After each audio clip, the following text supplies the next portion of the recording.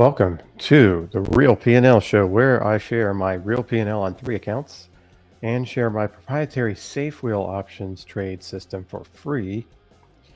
I want to make sure that you can hear me okay. Make sure my microphone's working. Please type in the chat that you can hear me. Also, be sure to post any questions you might have as early as possible. I know there's a slight delay on the broadcast, so you want to get those questions in before I end the broadcast. Sometimes I'm ending the broadcast and people are posting questions and I'm like, oh, it's hopefully you can get those in faster.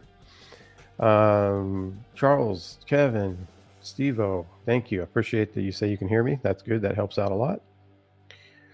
And Kevin, good. Good morning. Okay, so let's talk about the earnings edge. So this is the earnings edge. You can see the trades that I've made this year so far. Last week I did Caterpillar. That one came out okay, made $741. Let's look at the spreadsheet. I can see my P&L right here. 8,553. So I'll just look at that and see how we're doing. See how I'm doing, I should say. Like I said, Cat. Record here, 17 wins, 19 losses, 7 break-evens. Average win, 859. Average loss, 491. These numbers change every time I make a change. And what are they saying? 8553. 8553. And what is SPY trading? SPY. Oh. SPY 491.47. Oh, it's up pretty good.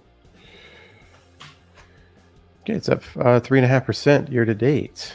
The S&P 500 based on the SPY. Let's see here. Earnings edge 2022, 63 versus minus 19. 2023, 17% versus 24.29. So the S&P had a really good year last year. And year to date, minus 10 versus 3.4. Overall, earnings edge is up 71% since I started sharing it live and trading it, sharing my results live in 2022. And the S&P 500 is up 3.5%. Okay, let's get into the Premier Level 5. See how the results are for that one. Let's go here. So you can see what I trade in here. I trade the futures, options on futures, and I trade T-bills, treasuries. Okay, well, let's look here. Well, you can see the P&L. Let me go back here.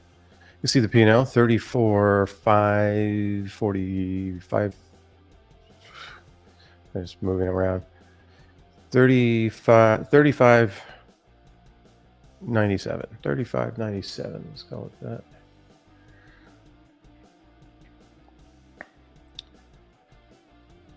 $34,597. Okay. So you can see the PL5 got 23 wins, 8 losses, 10 break-evens, 4 open trades right now. You can see the performance. I started on April 8th. I didn't start on January 1st because I hadn't really completed the system yet. Hadn't perfected it, hadn't back tested it, hadn't totally ran all the numbers on it yet. So I started on April 8th. You can see it did about 12% versus the S&P was down 6. And then last year, of course, 4.5 versus the S&P really did well. And now I'm minus 1.48 where the S&P is 3.4. So I'm underperforming a little bit this year, 15% versus 20. But the thing is, I have about 1/3 the drawdown. So when you want to have a conservative program, a conservative way to have your capital allocated. I mean, this is where I have about 65, 70% of my capital allocated to this type of program here, almost exactly like this, because I don't have the large drawdowns, and I don't like large drawdowns. So I'll sacrifice maybe sometimes where I'll make a little less, but for the most part, it outperforms the S&P. If you do the back test, forward test, it outperforms the S&P by 2x, and the drawdowns are about 1/3. Those are the numbers back tested and forward tested. These are the live numbers. Now this account here is only a $30,000 account. I have paid super high commissions in this account, higher than I do with the rest of my trading accounts. You can see the results here. Okay, so that's the Premier Level 5. Let's talk about the safe wheel. Safe wheel is going to be interesting today. There's some changes that are going to be made here. Not with the system itself, but the safe wheel. Let's see, it's this account here, 62.98. Let me go through the changes that I'm going to make. Is DKNG is going to be no longer the underlying stock, and I haven't traded something. I've traded DKNG for probably over a year now, so I'm going to change my underlying today. So that should be interesting. Here's a 6929. Let's talk about the safe wheel 6929. Talk about the results. This I did start in January 2022. You can see vastly outperformed, 21 versus minus 19. Underperformed last year. This year outperforming, and overall 38% versus 3.48 from when I started. So outperforming quite well. Plus the drawdowns are about half the drawdowns that you see with the S&P. So this is outperforming nicely. Okay, let's get into the actual safe wheel. Last week I owned 100 shares of DKNG, and I sold a covered call, and that call got called. The stock got called away. Let's see, DKNG, and I think I sold a 40 call. Let's go back here. I think I sold a 40 call in DKNG, and now it's trading at 41. So I'm here with no shares. Right, I'm here with a long call, and I have a put hedge. Now it's time to redeploy or redo the traditional part of the wheel right now, but DKNG is trading over $40. So I do have a rule that I want to stay between $20 and $40. And if I have a stock that gets, let's say, $41, and I have a chance to get out, which I do, I'm going to get out of this position, and I'm going to get into a different stock, one that's between $20 and $40. So this stock is no longer viable at this point. So what am I going to do? I'm going to get out of these positions. This one here, I bought it for $6. It's worth $6. You know, I guess I could, you know, I'm going to get out of these two positions here. So number one, I'm going to get out of this position, and then I'm going to go through the filters real quick. I'm going to state what they are. And I'm going to go into this stock here, LI. This is the one that I like, and I'll put on a new position here. But first thing I need to do is close out my DKNG, which I have been in for about a year. So let's get rid of the put hedge. Okay, and I have this long call here. Not sure what it's worth. Mid price is $6. Maybe I can get $5 for it. Okay, so just got those two filled. So now I have no positions on DKNG. Let's look at DKNG. Up about $540 year to date on it. On a on almost a $7,000 account. All right, so now I am free, fresh, don't have anything. I'm going to look for this. I have a list that I've been putting together, but you can see that the list is a little bit old because some of these stocks are not between $20 and $40. So I took the ones that were between $20 and $40, and I asked myself these 6 questions, and LI is the one that came out on top, the one that I like the most. And the questions I asked first, is the stock between $20 and $40? Then I asked if the premium for LI, if I go into this nearest expiration, if I could go out of the money and get at least, what is this trading, $28? So if I can go out of the money, let's just say I go out of the money in the puts, and I can get at least $28. Okay, that's number one. It has enough premium. Then I wanted to look at the liquidity. Does it have the difference between the bid and the ask? Is it 3 cents or less? And it is. So it's got good liquidity. Then I wanted to look at see if there's any earnings coming up. So I looked, and there are earnings coming up, but they're not within 2 weeks. If they were within 2 weeks, I would consider holding off on the stock because I don't want to overpay for the put hedge. And then the other question is, so it's longer than 2 weeks out. How much is my put hedge going to cost? I don't want to overpay for it. So here on the put hedge, I'm going to go between 130 and 200 DTE, but closest to 150, and that would be the 137. And my put hedge is going to be about 80% of the current price. So 80% of 28 is just ballpark here. 28 times 80% is about 22 and a half. So I'm going to go to the 23 strike. Is this over $4.50? No, it's not even close. So I'm not overpaying. That would be the other question. And the strikes, what kind of strikes are available? I like to get as granular as possible with these strikes being available further out. And these are $1 increments here and $3 increments. So that's pretty good. If they're $5 increments, it's okay. It's doable, but I like to have them closer and tighter. So LI Auto, I don't know anything about this company. They fit this criteria here. So what am I going to do? I'm going to put on a put hedge. The first thing I'm going to do, I have between $5,000 and $10,000. So I'm going to do 3 put hedges, and I'm going to do 1 traditional wheel. And I'm going to buy the 23. Remember, it was 22 and a half, so I'll buy a little higher. I'm going to buy 3 of these put hedges. So I'm going to buy 3. That's the first thing I'm going to do. And the mid's about 140. I'll just go in at the mid. Okay, it looks like that filled. So now I have my put hedge on.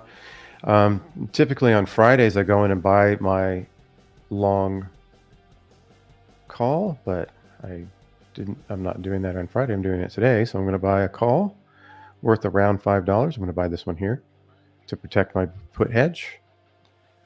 So maybe I can get it for 5. I'm just going to buy 1. Okay. And now that I have my hedges in place, I'm going to run the traditional wheel. So how do I open up the traditional wheel? I go into the nearest expiration cycle, the one that expires on Friday. I'm going to sell a put out of the money. I want to get at least 28 cents. And I want to go, what I like to do is typically go to where I can get what I want, 28 cents, and then come back 1. So I'm going to sell here 42. Maybe I can get 43 for it. I'm going to do 1, sell 1 put. It's $27.50. And that's not filling. So let's see if I can get, I'll go down 42. Okay, so now I have all my positions on. And it's all in LI, the new stock. Okay, let's see if I have any questions about what happened today. I'm sure there will be some questions, or maybe you guys already know the system. So now let me look at the questions. Any questions that we have? Any comments? Okay. Shovel says, Palantir stock is perfect for the wheel. What is that? PLTR? PLTR, I think. That one.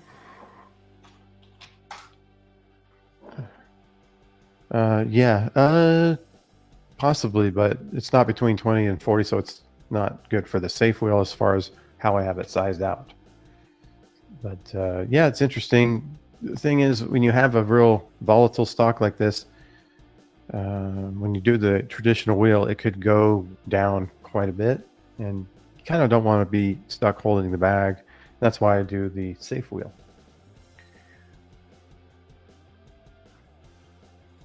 All right, less is more. I ran the Carl Dahm prescribed filters a few moments ago, and LI, ON, TFC, and XP came up as viable candidates. That's interesting. Yep, I come up with LI. That was the one that I chose, and hopefully I'll be trading it for a long time. We'll see what happens. James has a question. Is there a worst case scenario in this strategy where you could lose the whole $5,000 in capital? According to my back tests, I didn't see anything close to that. I would say not highly likely at all, but you never say never about anything. But I would say very unlikely. And the back tests show and the forward tests show that nothing's come close to that, because really you're covered. I mean, in the wheel strategy, you could go to zero because you could sell a put and then the stock could go to zero and you lose everything that you've invested in that strategy. But with a safe wheel, that can't happen because you're hedged. So I'm not sure how that could happen. I'm sure anything's possible. Let's see here, Brian. I know you stated criteria for choosing a stock for the safe wheel. Do you also care if it's near recent highs or lows? No, I don't. I didn't consider the price, like if it's near a high or a low. I didn't even look at that. Like, I don't consider that at all. This is a purely statistical trade, and I don't consider any type of fundamental analysis or technical analysis at all. It's just a quantitative system. Or whether it's trending in one direction in addition to the basic criteria. No, not trending. That would be a technical analysis question. Do not consider it at all. Did not look at that at all. Didn't think about it until you just brought it up. Avery says DKNG graduated. And it might move back home. You never know if it comes back in with that 20 to 40 range. I like that stock. It worked well. But it doesn't matter which stock it is, as long as it fits the criteria.